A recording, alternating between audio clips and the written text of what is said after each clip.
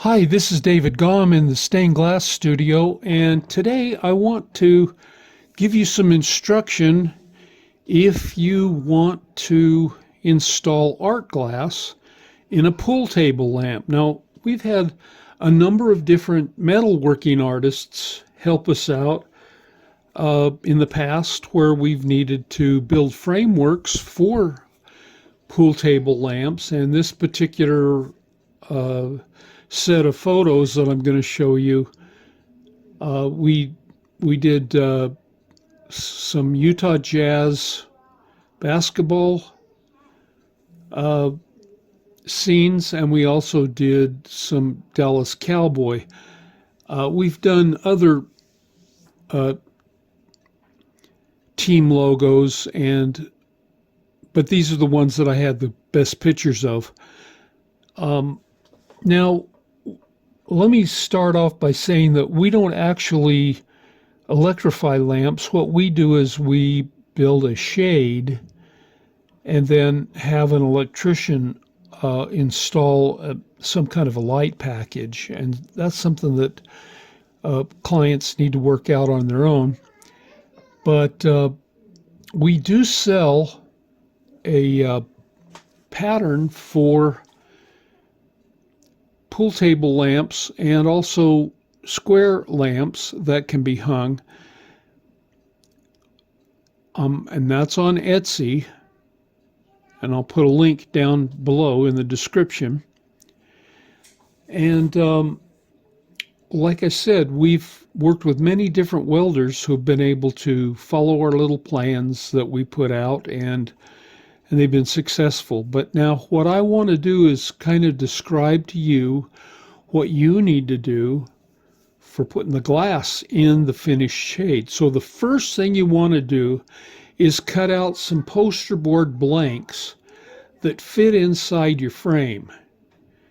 And you want these to have some wiggle room inside the body of the frames, because remember, you're going to be copying that pattern over to glass. And you want there to be adequate space for you to be able to put the glass into the framework, and you don't want the glass to ever touch the metal or the other glass. Either one of those conditions would give you a pressure point that might cause things to break. So you got to be really, really cautious about that. And you want, when you install it, you want there to be silicone all the way around the glass so that it never will make contact with either metal or other glass. Okay, so you want to make sure, I guess another consideration is that you want the long pieces to go in first, because they cause the side pieces to have, a quarter of an inch or more or less to go into the frame, since the long pieces will take up at least an eighth of an inch on each side. And the panels are built and sized to fit into the metal frame. And after dry fitting them, then you want to make sure that you put in a small bead of clear silicone caulk around the inside of the angle iron. And then you gently ease the panel into place without allowing it to fold over, because there's going to be weaknesses in this glass, because your design is not necessarily made strong the way you do with a regular stained glass design, because it hasn't got any kind of a framework to support it yet. Okay, and then once it's inside the frame, you lay it in place and center the gaps so they're equal on each side. And remember, that's one of the reasons why you do a dry fit. You've got to be careful not to let the glass hit metal edges of the frame, or else they'll chip.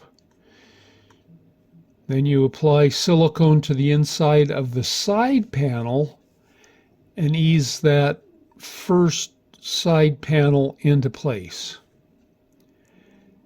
And then you do the same thing on the other side panel, and you add silicone and ease that into place. You don't want there to be too much pressure between the glass pieces. I've even cut and ground some of the pieces so that the fit doesn't have too much pressure. Then I take little strips of wood and clamps to keep the glass tight against the frame. But I'm really careful on this not to apply I only want to apply gentle pressure. I don't want to crack my glass. And in the picture, you can see that I'm using a wood type C-clamp, but also I've used some little, those little spring-loaded pressure clamps, and they give me lots of pressure, but they don't concern me about breaking the glass. And so then I let the framework sit for about 24 hours so the silicone can set and cure properly on those three sides of the panel. And then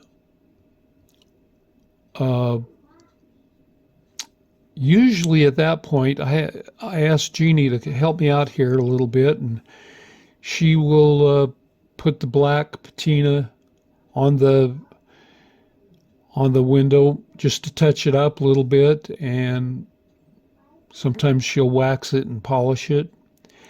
And then I stand the frame up so that gravity will work in my favor.